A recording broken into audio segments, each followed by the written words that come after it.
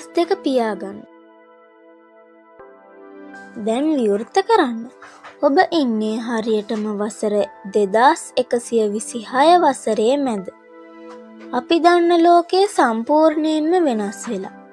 හුස්ම හිරවන තාක්ෂණයක් එක්ක අනාගතය මොන වගේ වේවිද? මෙන්න ඔබව මවිත කරවන කරුණු 3. අංක 1. පෘථිවියෙන් එහා පදිංචිය. මීට අවුරුදු 100කට කලින් අපි අඟහරු මත යානා ගොඩ බැස්සුවා. නමුත් අද අඟහරු සහ සඳ කියන්නේ පෘථිවියේ තවත් උපනගර දෙකක් විතරයි.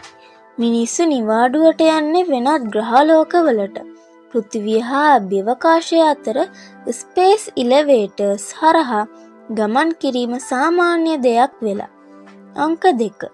මනස හා අන්තර්ජාලය ඒකාබද්ධ වීම. අතේ තිබුණ ස්මාර්ට් ෆෝන් එක දැන් කෞතුකාගාරයක විතරයි දකින්න ලැබෙන්නේ. ඔබේ මනස ඍජුවම වලාකුළු පද්ධතියට සම්බන්ධයි. ඔබට යමක් ඉගෙන ගන්න ඕනේද? තප්පරයකින්නේ දැනුම ඔබේ මොළයට ඩවුන්ලෝඩ් කරගන්න පුළුවන්.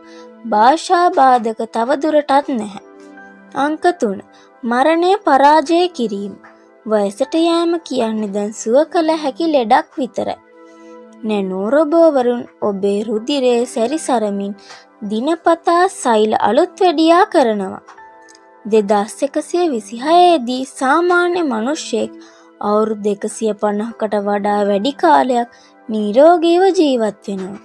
මේ වගේ තවත් විස්මිත තොරතුරු දැනගන්න අපිව ෆලෝ කරන්න අමතක කරන්න එපා.